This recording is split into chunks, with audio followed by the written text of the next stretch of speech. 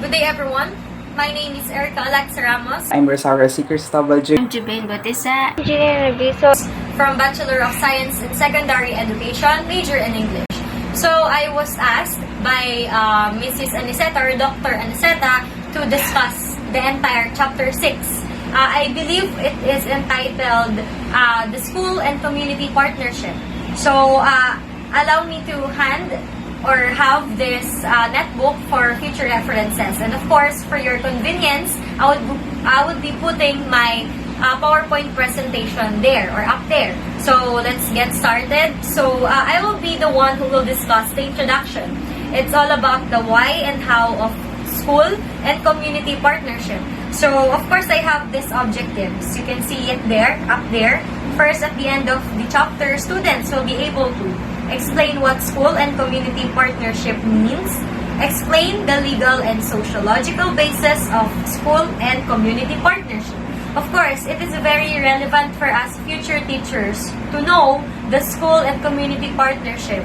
More likely to help explain what school and community partnership means. Since we are future teacher, we are actually expected to cater people from the community. So let's go. So before we begin, let's have this drill. So I just want to ask the question. So let us try to reminisce the times when we were young, where we can see the school and partnership or community partnership. So what are the ideas that comes first to your mind when you say the school and community partnership?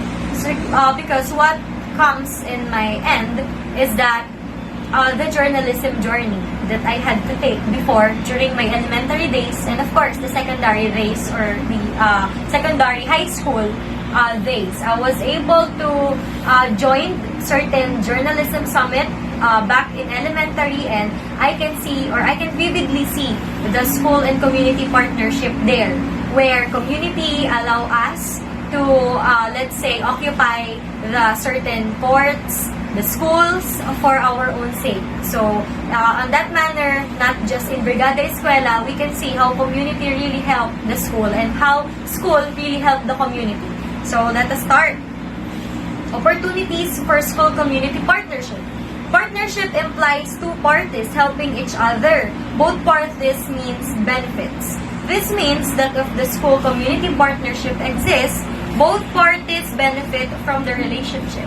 So I believe I was able to discuss the chapter 3, which is functionalism, the structural functionalism theory. It has something to do with this because it is all about the functions of all the community and the school. So it's all about the functions of different indicators. So when one work well or when one function well, we will have a harmonious relationship. That means it's a progress. So let's start. So example of a community or what a community do for school is that first the Brigada Eskwela program. So the program engages all education stakeholders to contribute their time, effort, and resources in ensuring that public school facilities are set in time for forthcoming school opening. It takes place more or less 2 weeks before classes begin in June. So this happens basically in public schools. So the school seek help to the community for them to help the school, in particular, in cleaning the classrooms, cleaning or just making the schools conducive for learning.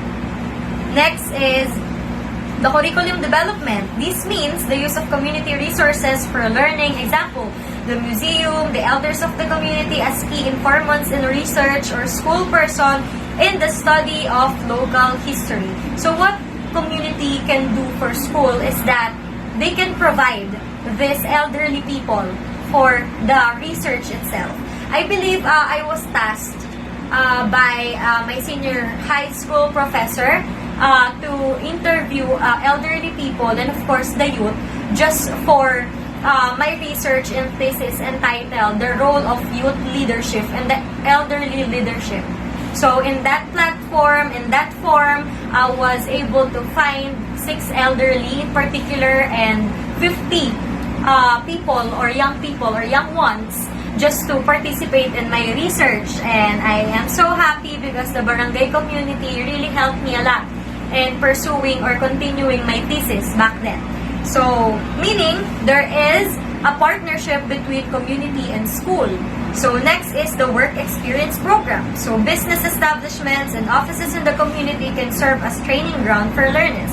How is this happening nowadays? It's more of the OJT, or what we call the working immersion.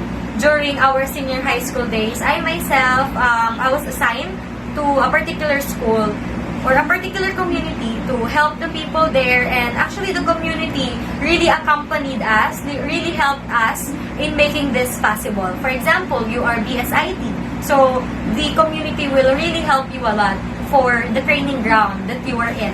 So they are helping you not just by experience, but they are giving you the exact information on how it really looks like in the life or the real life scenario. So basically speaking as that. So, in the example is the work immersion, as I have mentioned earlier, required to senior high school students are given a chance to work on a relevant establishments. So, according to John Dewey, learning by experiences, we cannot actually learn from something that we haven't experienced yet. So, that's why it's very relevant to have this OJT or immersion programs. So, next is the remediation and enrichment classes. So parents and retired teachers may be involved in school reading, remediation, and learning enrichment programs. So here, it's more of the seminars. Community also, for example, they have a particular seminar or a particular enrichment class. So the community really helped the school a lot in terms of making themselves as a member. And they actually joined the seminar just to say that they are really helping the school in such manner. Next thing is the youth development programs. The young may involve themselves in youth development programs and develop their skills and talents. Learn how to deal positively with peers and adults. Serve as resources in the community. So actually, it is not really the elder ones or the old ones who is really helping the community, but of course the young ones then.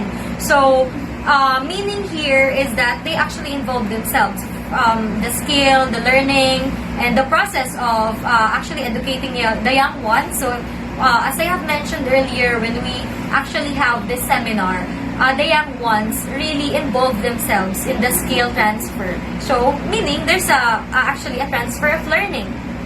Next, the community service. Example of community service are students participating in tutorial programs, community reforestation programs, cleanup drive for a river, assisting medical mission, school head involved in a planning local celebration, teaching, managing programs, project and activities, school bound, playing, fiesta, and parade.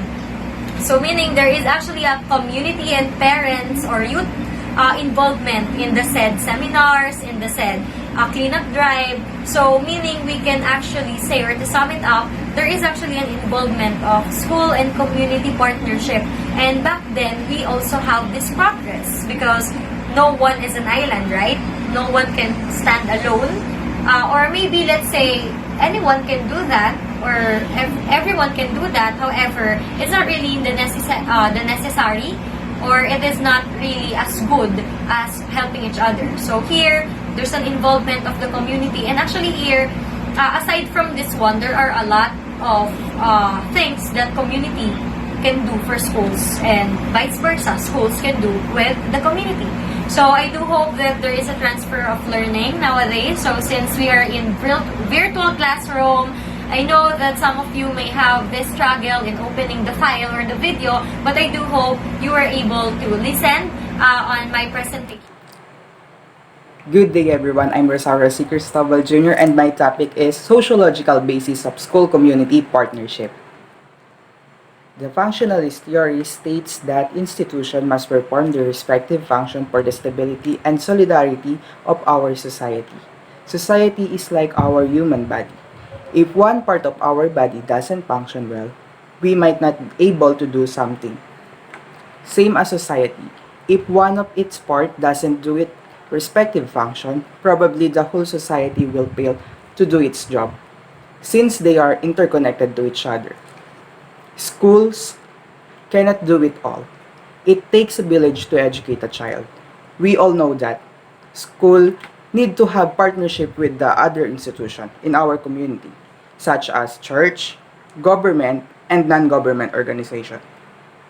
The reason why school need to do that because those three can help them and the parents of the students when school and parents are facing problems. Let's talk about what are those problems. Parents' primary obligation is to educate their child.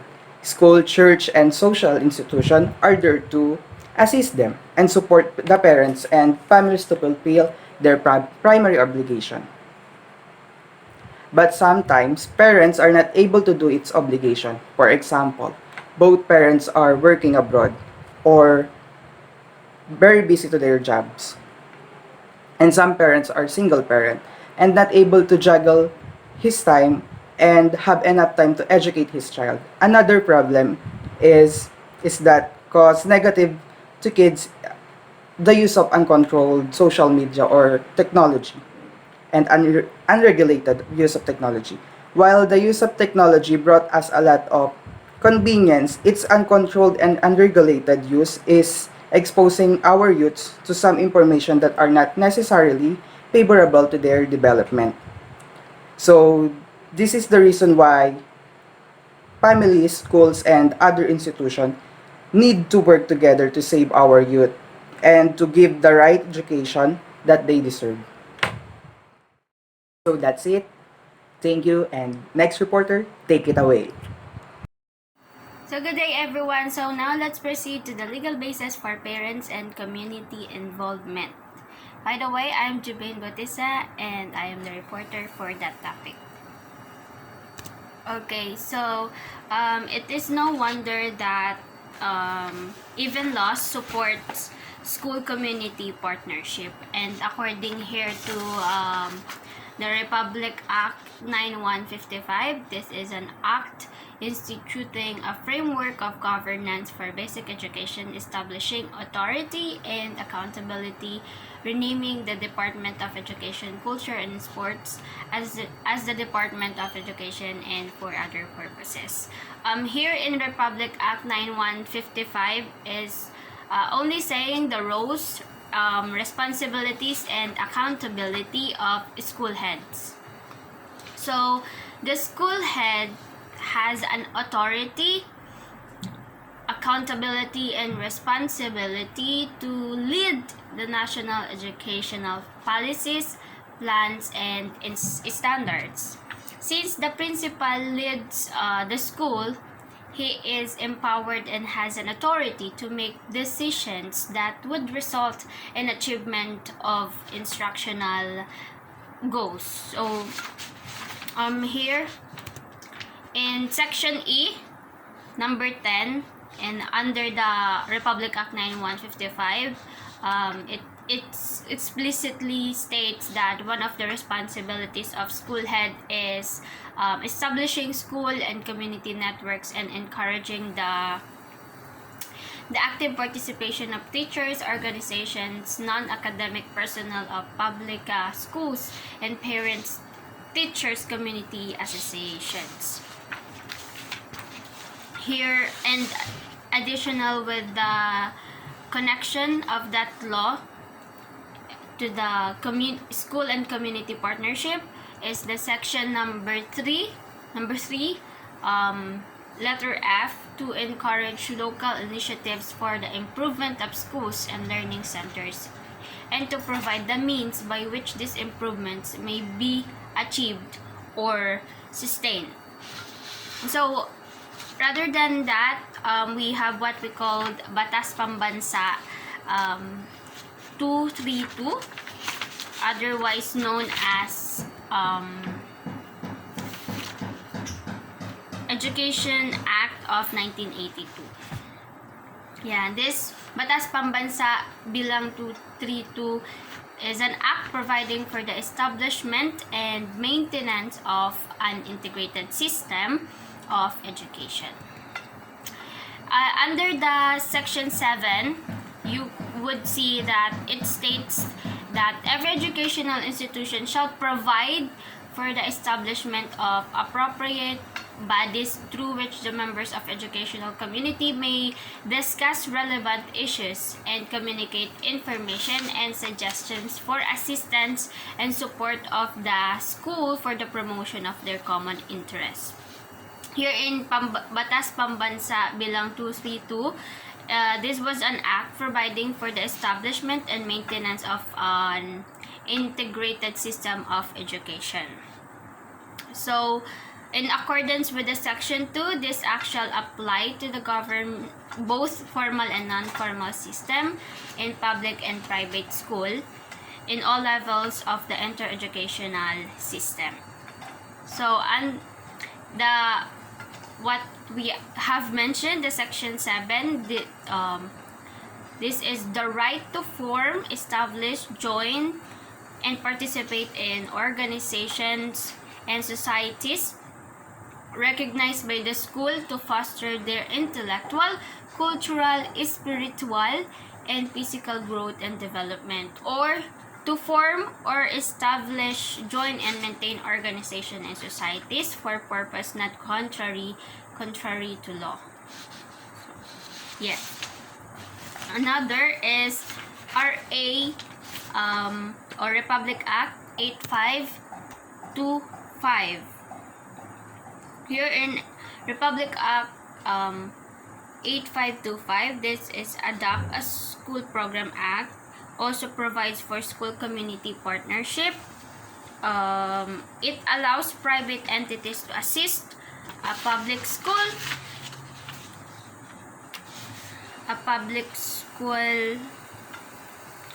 whether elementary, secondary, or tertiary, but not limited to the following areas like staff and faculty development for training and further education, constructions, publications, and other instructional materials.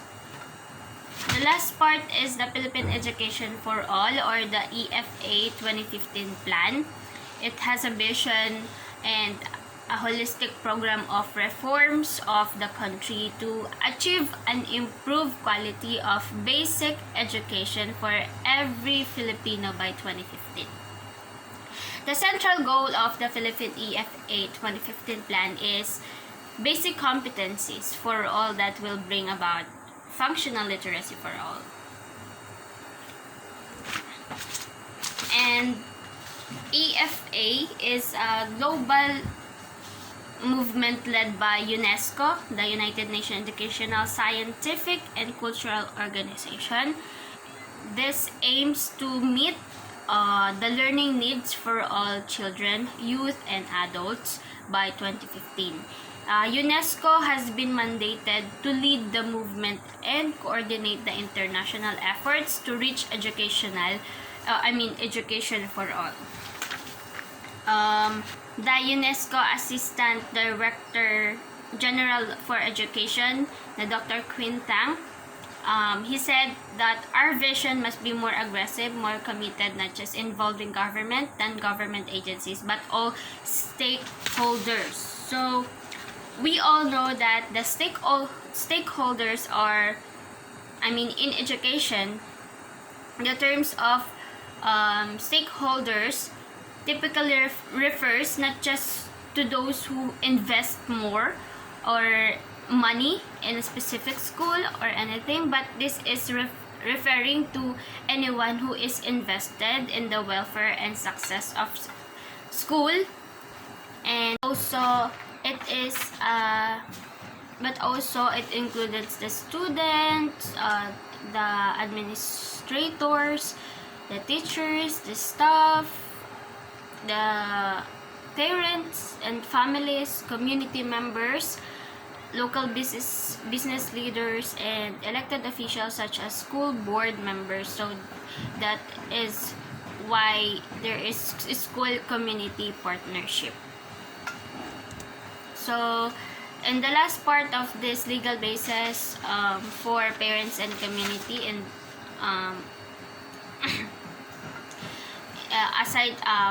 upon on what I am mentioning from the first part, the RA 9155, that these are all what they have stated. that the partnership between school and community also ensures one, educational programs, project, and services take into account the interests of all members of the community under the Section 3, letter D. And the schools and learning centers reflect the values of the community by allowing the teachers or learning facilitators and other staff to have the flexibility to service the needs of to serve the needs of all learners under the Section 3, letter E. And the last part is that local initiatives for the improvement of schools and learning centers are encouraged, and the means by which these improvements may be achieved and sustained are provided under the Section 3, letter F.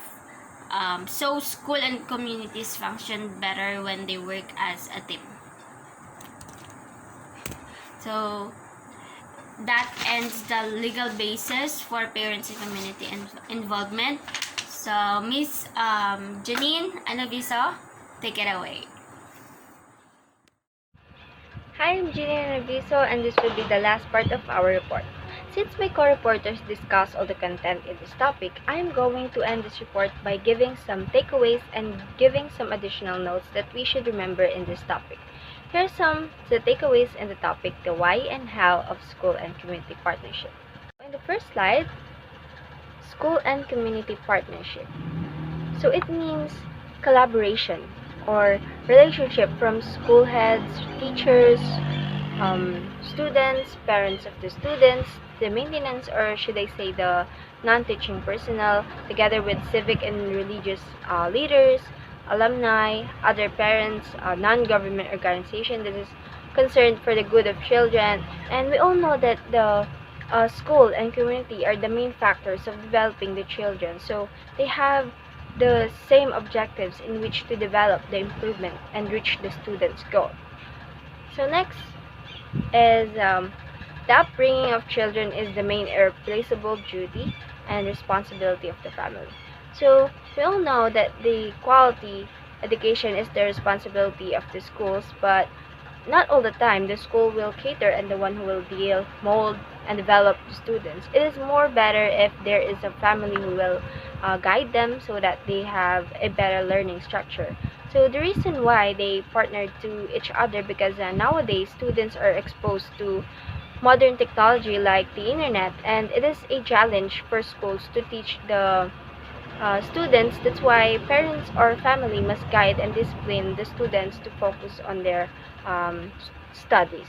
So next slide, in this partnership, children is the primary customer of schools are most benefited, but school and community are likewise mutually benefited. So when schools and community organizations work together to support learning, everyone benefits, especially the students, since they are the one why schools and community partnered. Partnerships can serve to strengthen, support, and even transform individual partners, and resulting in improved program quality, more efficient use of resources, and better alignment of goals and curricula. So schools and community mutually benefited because it's their children and youth who receive their hardships to make them reach their future. So next. So this slide shows the laws we need to remember to stipulate a school and community partnership. First is the RA 9155, known as Governance of Basic Education Act. Next is BP 232, which is the Education Act of 1982, and RA 8252 is Adopt a School Program Act and Agenda 2030. Last but not the least is there are many opportunities for school and community partnership. Yes, because there are many activities that community and schools were involved to build the relationship of one another, to have a helping hand, and probably to make things work easily. For example, the Brigada Escuela, which is now institutionalized in Dapat schools, it is a glaring proof of schools and community partnerships. Another one is PTA meeting, because in that way, They can talk and fix about the problems, not only the complaints of the parents, but also for the students' betterment. On the other hand, schools with all its human and material resources can offer services also to the community in many ways. That will be the end of my part. Again, I'm Jenine Anaviso from BS at English.